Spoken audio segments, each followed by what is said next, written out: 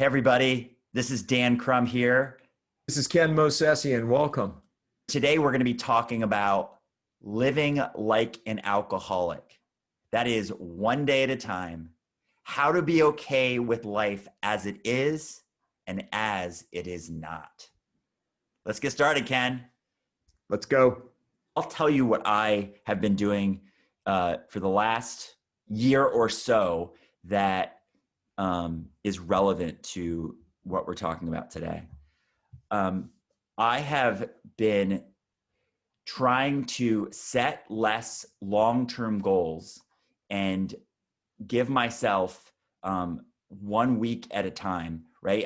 I figure that if I chunk my life backwards and stop looking so far ahead, because it's put pressure on me in the past to feel like that if I have to think like, where will I be in a year or 5 years or 10 years, however long I project down into the future, it puts too much pressure on the now, like meaning like every little thing has to make an impact or else like it's not moving me closer to my goals. Because it's something that I've heard a guy named Tom Bilyeu, he's one of the founders of Quest Nutrition, say.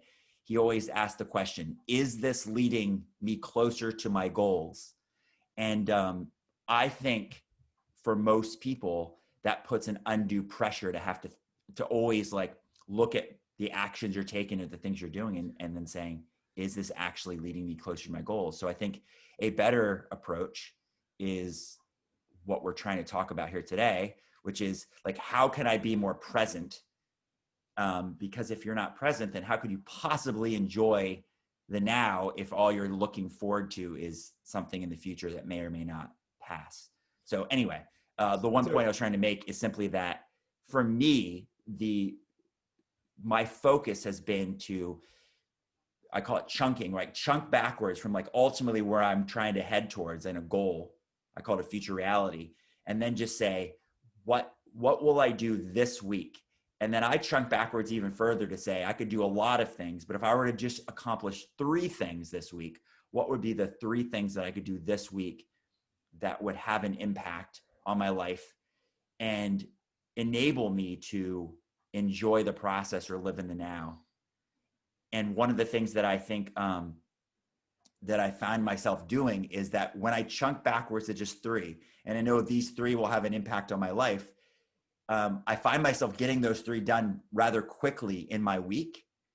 And because I get those accomplished, I feel that sense of accomplishment, even though it's so short term, right? It's just for that week, or I just did it that day. But it frees me up mentally to be able to enjoy more of the rest of the week, knowing that I got that done almost on the front end. Where I might have procrastinated before, I found myself going, I want to get that done, because with that sense of accomplishment and knowing that's done, the rest of the actions and things I do has freed me up to be able to feel like, wow, like it's almost like more enjoyable to do the mundane. It's more enjoyable to do these what would be frivolous tasks or activities, even though I know they're not moving me closer to my goals. They just may be for the sake of things I just need to get done or things that I wanted to do. I'll stop talking there. Thoughts, Ken? Ah, there's a ton to unpack in all of that, right? So, what first came to mind, Dan, when you were talking about that was years ago when I was working with companies on strategic plans. We used to talk 10-year plans. It's like, let's project out 10 years. And I remember the very first time, and this literally was a couple decades ago. And I remember the very first time going through the process, and that first year, that the 12-month projection was really well fleshed out. And then we moved into like year 2 and it was less, and year 3 and it got sparser. And by the time you got to year 5 and then ultimately year 10, it was just some sort of a general statement about where they wanted to be. And then plans became about 5 years, and then about 3 years, and then a year, right? Can we just look out 12 months and see where we'd like to be? And that seemed to be like a chunk of time that people could grasp. And I think, what's to your point about just looking at a week, is that it makes things not just more doable and more real and more immediate, but it allows you to be here now. And it allows you to be in the only place where life is actually existing. because if we're always thinking about a future goal, as we've learned, like as we're learning right now in real time, there's nothing that's guaranteed beyond the breath that we're taking right now. Like nothing. We've been living in this illusion, like we can actually map out the future and have it come true. And to some degree, sure, you set a goal, you're focused, you do the work, all those good things. Yeah.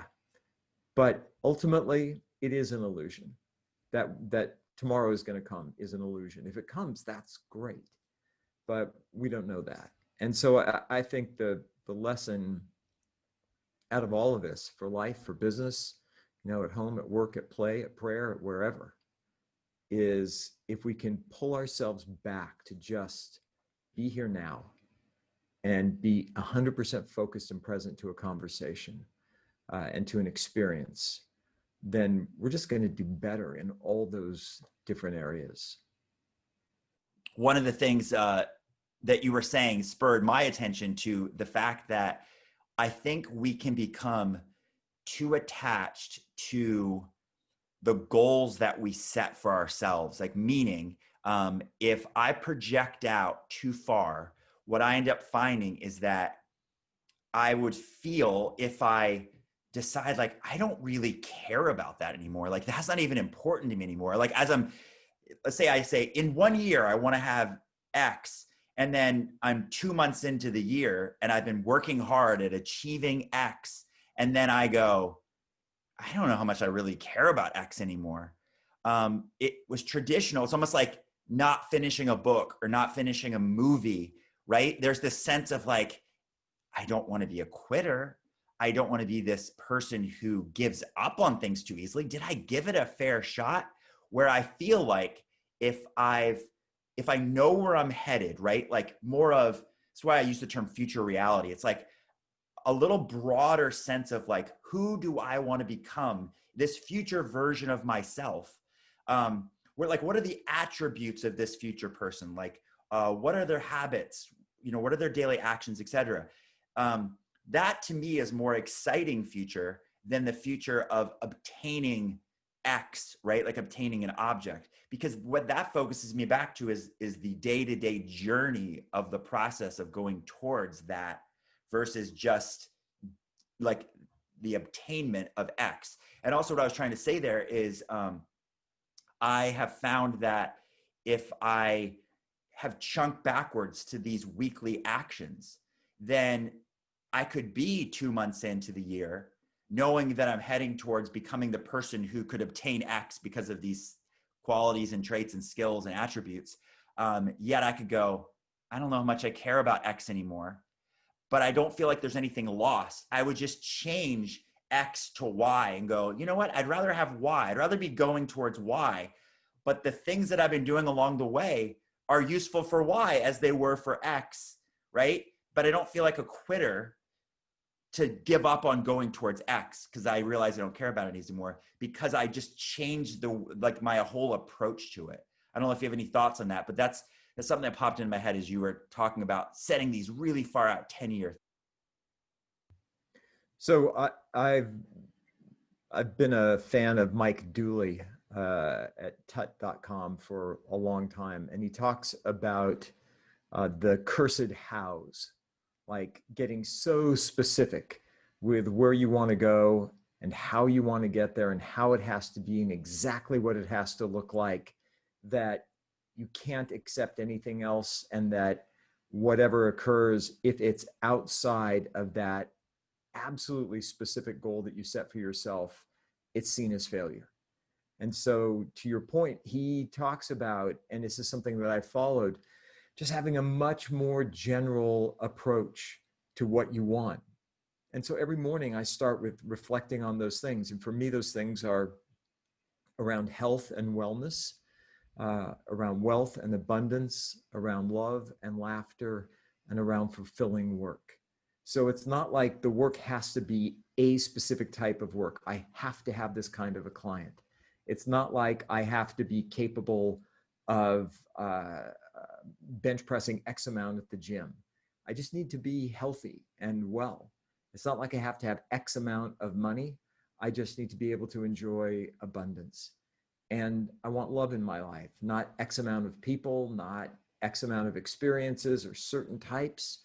But I've found that just by keeping things general and by navigating towards that, then I can be in the moment with wherever that moment happens to lead me. Because like you were saying, if we're so fixated on doing things a certain way and having things be a certain way, it's almost as if you have to check out of the now, deny the circumstances that are around you or the reality that you're experiencing, because you committed to, finish the book, so to speak, to use that analogy. You committed to make it all the way through, no matter what has changed along the way. And this is where I found that the access to power and the access to freedom is to allow myself to move and to flow with it, as opposed to being so rigid around everything. No, I love that. I love everything you just said there. The what spurred my head, and this you'll see this is like my pattern, the way my mind tends to work. I'm sure this is how everyone's mind works, but you'll say something, and then it'll like spur another thought. It'll remind me of something, and I'll go, oh, like so. When you said finish that book, so literally 2 years ago, I think it was around February or so of 2018, I signed two publishing deals for two totally different topic books. And I won't go into the details, but long story short is that one of those books is coming out. It's been done for a long time and just, the normal course of getting it ready. But the other book, I've written 60% of it, and it's paused. It's sitting there. And I think I would have looked at that, not just because I'd written a book prior or because the other book's coming out, but I think prior to trying to work hard at adopting this mindset and having this approach to what I'm trying to do, I would have definitely said, I would have had that, like, I can't quit on this, right? Like, and I would have maybe felt a little bit like a failure to give up or stop or pause. But I'm constantly questioning, not constantly, it's incorrect, but I'm asking myself the question. I'm checking in and going, like, do I still want to do this? Is this still important to me? Is this, going back to what I said, the statement Tom Bilyeu says, is this leading me closer to my goals? When I take away the goal of like, no, I don't just want a book. I don't just want a book because that's cool to have a book. As I know you've written a book, Ken, it's like when you're thinking about your next book, we're not just like, oh, cool. Isn't it cool to like stack up the number of books we've written? I don't think that's our outcome, right? Our outcome has to be something completely different. It's got to be either giving value.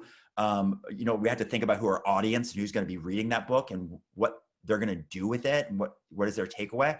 At any rate, when I pressed pause on that other book, though I'd spent a lot of time, putting in 60% of the contents done, and I have a publishing deal, and I had to go to my publisher and say, maybe we'll revisit this, but that's no longer on the plan to get done. The great part is the content that I had written, I had a use for. It's almost the same I was trying to say about the person you become, the skills you obtain, the habits you form in the process of going towards that is really, I think, what it's all about, versus like the end result not just being that book, but the fact that I got to take my thoughts and put them down on paper per se, or even though they're in a computer. And I got to like, go through and like define or refine that information and put it together. I was able to just shift that over and go, that's now what I'm using to coach people. I'm literally using that exact content that I, had in my head and I had used at different points. And now I'd better defined it. I had refined it, made it even better. And now I'm able to use that as I coach people. And to me, that's more valuable than if I had just gone, I need to keep pushing to get that book done.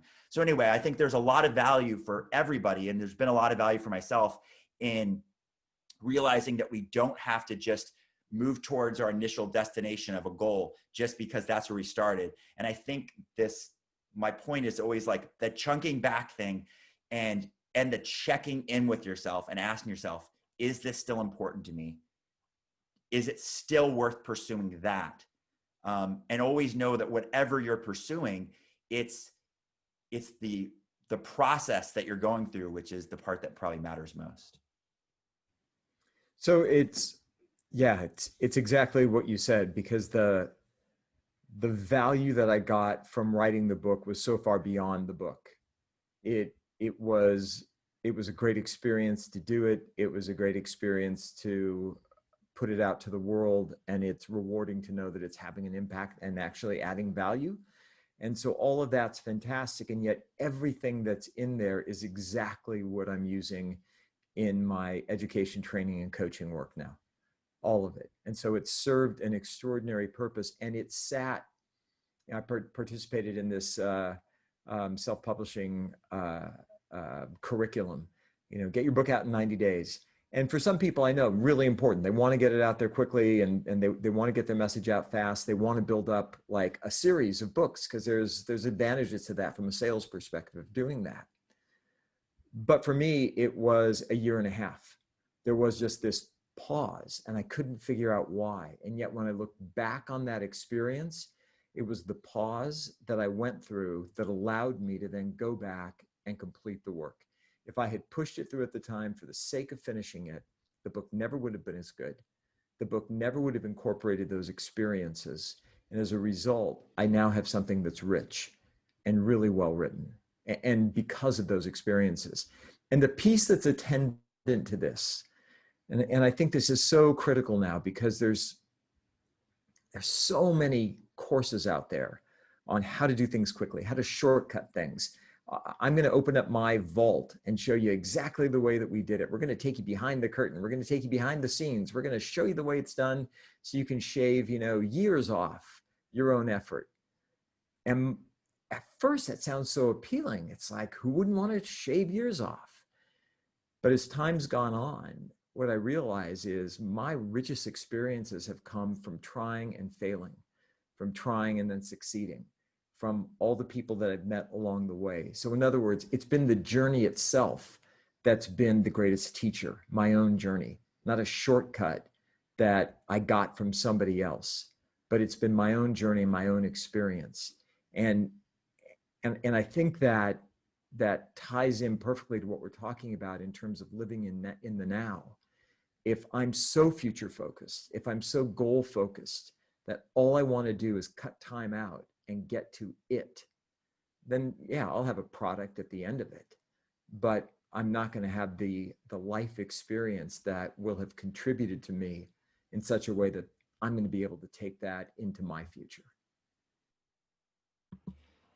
And speaking of shaving years off, when I shaved recently, I think I probably shaved a couple of years off the way I look.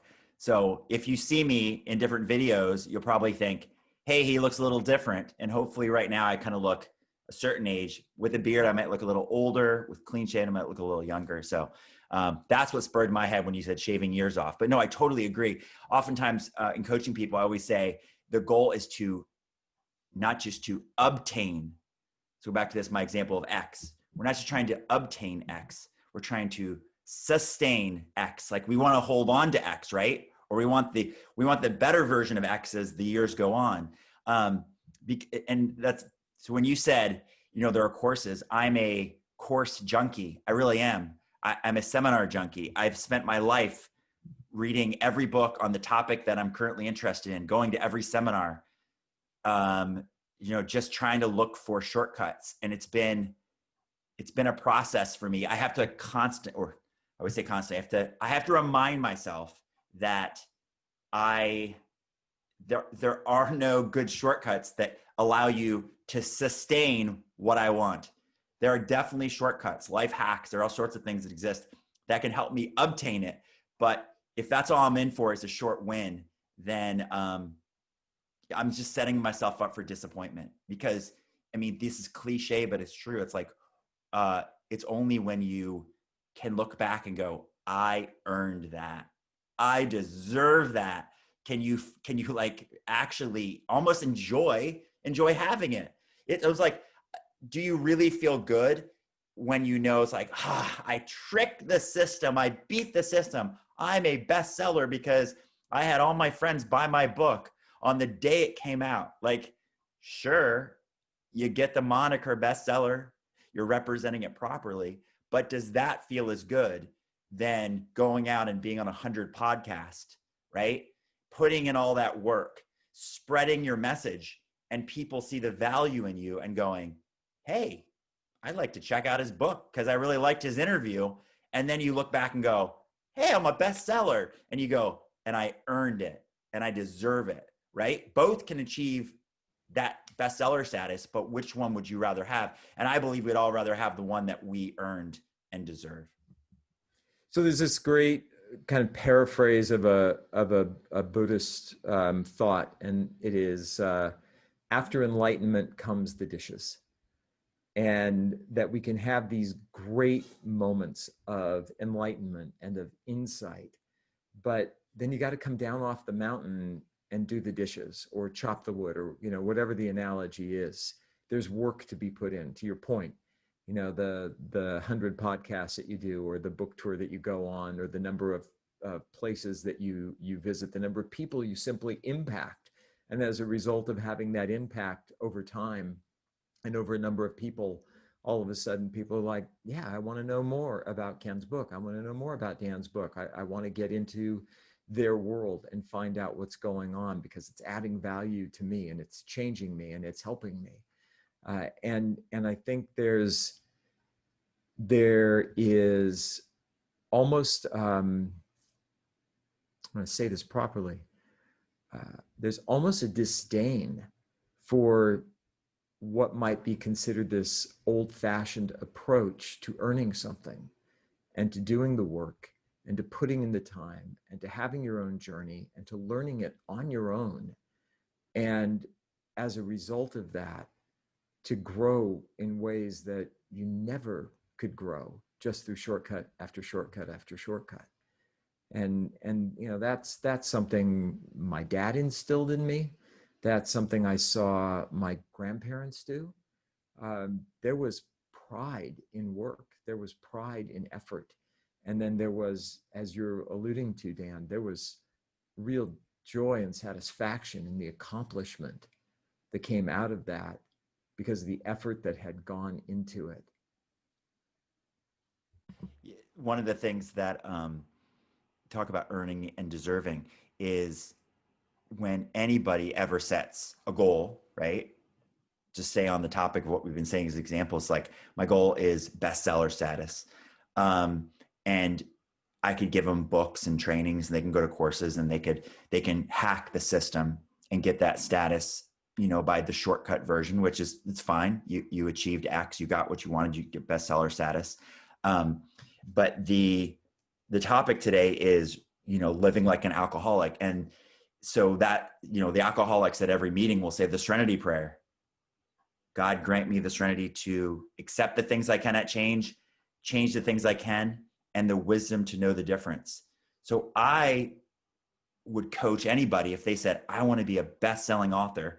And I would say, great, what's the plan, or what's your plan? And then they might tell me, oh, I'm going to do this hack and I'm going to get it that way. I would say, great, cool. That's a great way you can achieve the moniker, and you can have that at what you seek, a bestseller status book. Obviously, you have to write the book and do all the parts first that are important. And then they might be open-minded. We might talk about what if you went out and try to get on, dozens of podcasts, right? Or when things are normal, you're out speaking in front of groups, right? Who are your target audience. You're doing all this stuff, and they're like, yeah, I'll do that. And they're willing to put in the work. What I would remind them of, because this is important for people to get, is there's a risk in doing things the hard way. And the risk is that the variables that you don't have control over, right? So in this example, becoming a bestseller, if you do the shortcut hack, you control the variables, because I can contact my hundreds of friends on my social media, and I can go, hey guys, let's all buy my book on this exact time at this day. So hundreds or thousands of books sell at the same time. So in that moment in time, if I took a snapshot, I could look at my rating and I could go, boom, I'm a number one, or whatever I get to, right? And so I can control the variables there. And I achieved the bestseller status. But if I go out and talk, well, I don't know how I'm going to be received.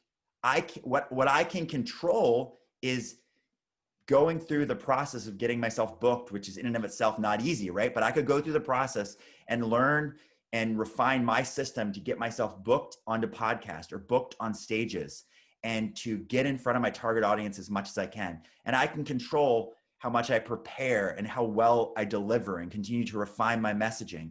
And I can control the offer that I make them, right? And all the stuff that goes along with that. But I can't control how they're going to receive it. I don't know who really will listen to that podcast, who the audience really will be. Even if I see demographics like this kind of person listens to it or this many listeners, I may have less listeners. I may have a different audience or something slightly different.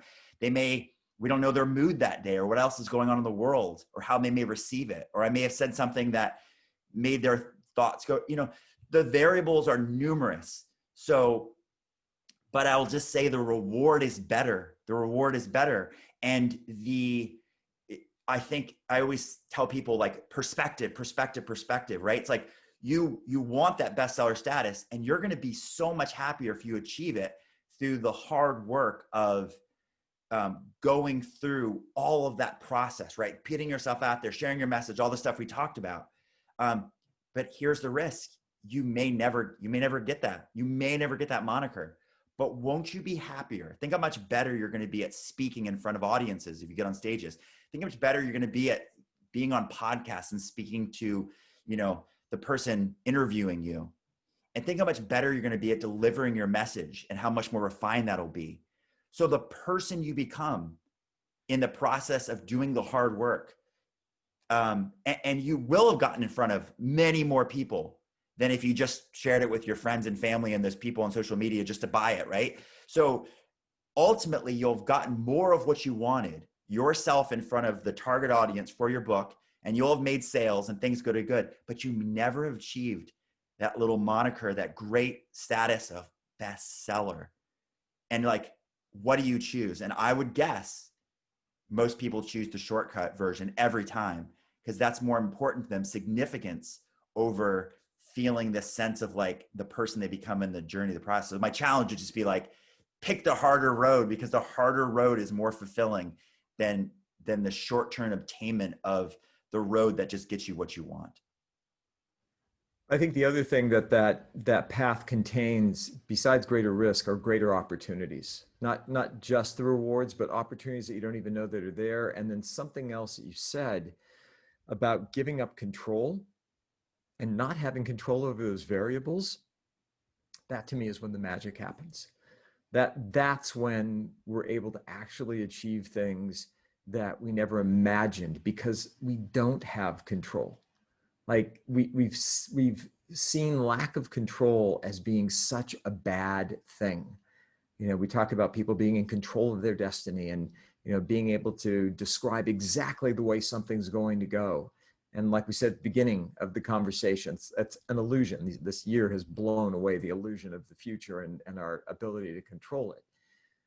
But the reality for me has always been when I've been willing to let go of control and literally just trust, like being in the moment, being with someone, being on stage, talking to somebody, having a conversation, stepping out, asking a question, taking a risk where you don't know what the response is going to be. That to me is when everything opens up, possibility opens up, and I know you're a person of faith, I'm a person of faith, and you don't have to be for this to make sense to you, but God, the universe, your higher self, who you really are, that alignment happens in the now.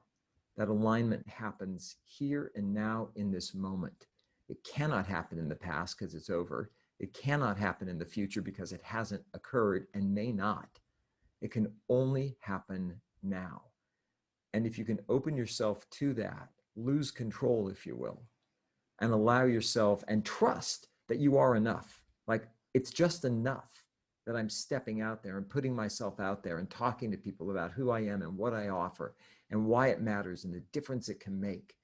And then allowing whatever comes back to come back and not judging what comes back. It's just input. we tend so often to label it was a positive or a negative response. It's just input.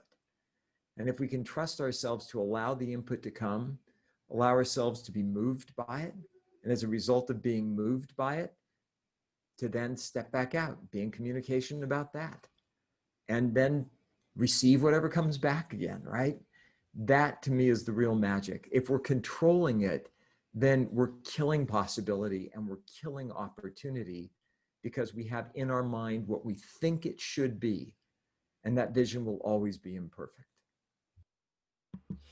I love it. I love it. What popped into my head there was the having an abundance mindset, and I really think an abundance mindset. We don't have, to be a little spiritual, we don't have, like, abundance doesn't come from us. Abundance comes from God or the universe, right? Like this abundant world that we didn't create, and we don't have control over this abundant world.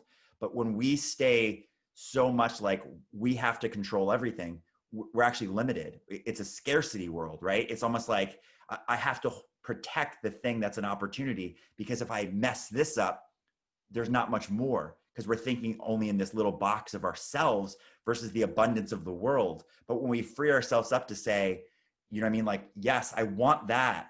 But if that doesn't happen, I mean, we've all heard these are cliches now. If one door closes, another door opens, right? Another one I really love, it says, God's delays are not God's denials. The best things that have ever happened to me in my life have actually come as a result of not getting what I wanted.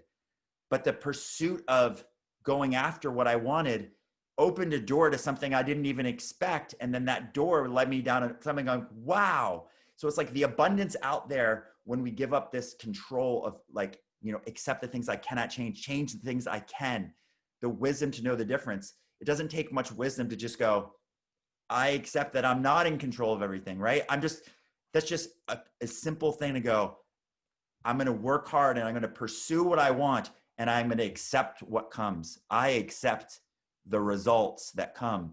What can I control? And this is a coach over and over. I have to remind myself, and this is why I put this on my whiteboard over here. It's why I focus on every week. It's, I can control the actions that I take. I know that I want those actions to lead me towards that, but I can't control whether I ever obtain. And there's a lot of work after I obtain it to sustain that. But it's more of the person that I become in that journey. So all I can do is just go, I'm going to accept what I can control, which is just take the action, move towards that. And let me see what comes as a result. And it'd be like really excited to know that I don't know what's going to happen, but that's exciting, because this abundant world will open a door for me for something that I never expected. And it'll be better than if I was in this narrow focused window of like, I just want that and that's it. So it's perfect. I've been, for the past year, reading something called the Daily Stoic.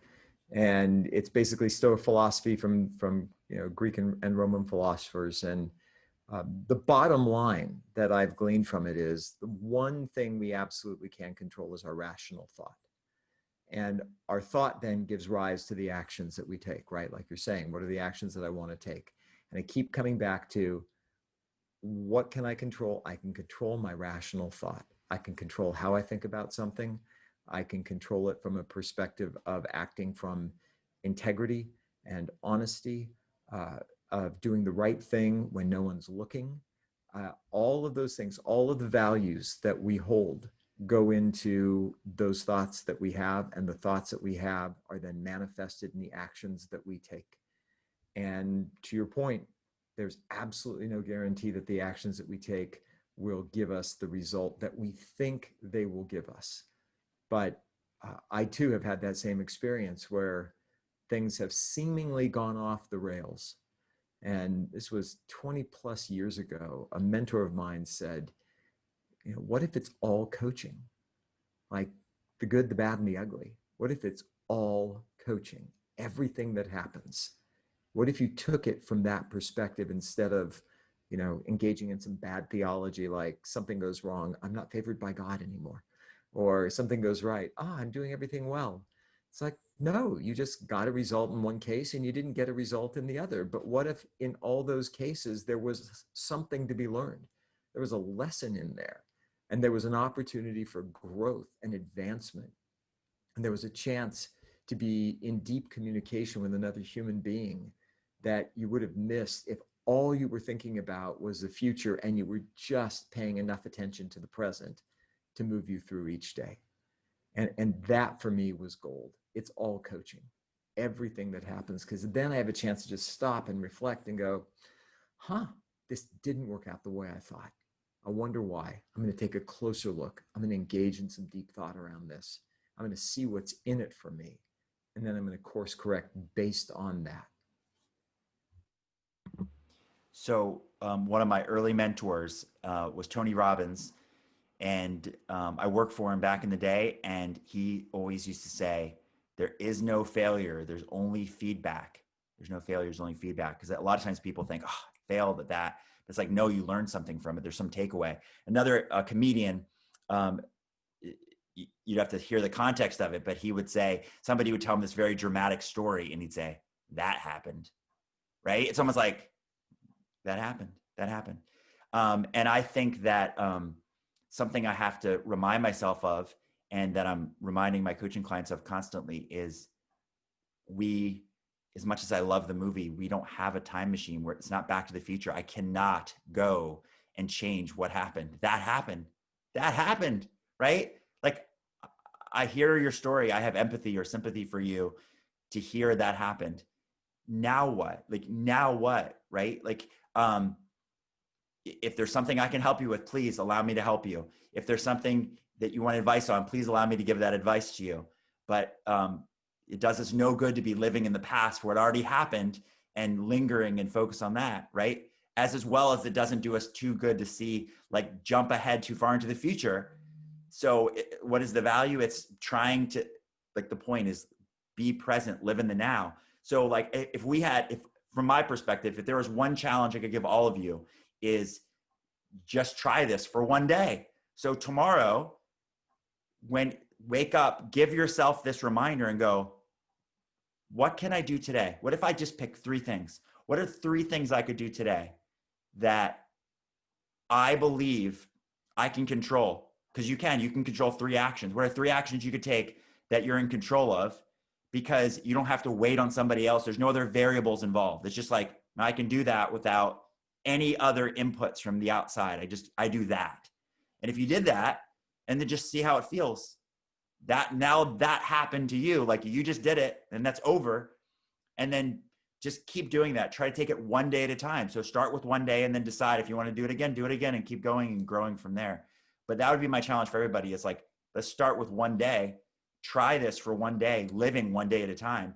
And I think give yourself things you can control and follow through and show yourself, wow, I did exactly what I said I'm going to do. And now that happened. And then go on to the next day and just decide if you want to repeat the process. So here's what I'd add to that. It's a great exercise. I would add this: during the course of that day, be 100% present to whomever you're speaking, and do everything you can to actually listen to what's being said, such that there's a possibility that you could be moved from your position. Listen so closely, desire to get into the other person's world, speak from a place of authenticity in such a way that it's just you and that other person that are talking. And there's going to be stories in your head. There's going to be all sorts of things running through. There's going to be judgments. There's going to be a ton of things. They're not going to go away. Don't try to suppress them. You can just acknowledge that they're there. But do whatever you can during the course of this experimental day to just be present to whatever other person you speak with, whoever else you speak with. I'm losing my whom's and what's and them's in all of this, but that's okay. You get the point. Be present, listen, and then respond to what happens. It's just input, like you were saying, Dan. It's all just input. I'll end with this one brief anecdote, and this is from a few years ago. I was coaching the executives at this particular company, and one of the executives was telling me his woes, and he finished, and I looked at him and I said, "So what?" And there was this deathly silence in the room. I don't think anyone had ever said, "So what?" to him. And he said, "What do you mean, so what?" And I said, "So that happened. Now what?" It's exactly what you had said before. And he said, "I never thought of it from that perspective. This happened. Now what?" And it was one of those moments. And, we don't necessarily get them that often when we coach or educate and train people, but you could just feel everything shift in the room. And there was that sort of collective, ah, and people just got it. They just got it. That's all it was. That input happened. Now what's my response? And from that point on, it shifted their listening for each other as a company, to their clients. It was an amazing change.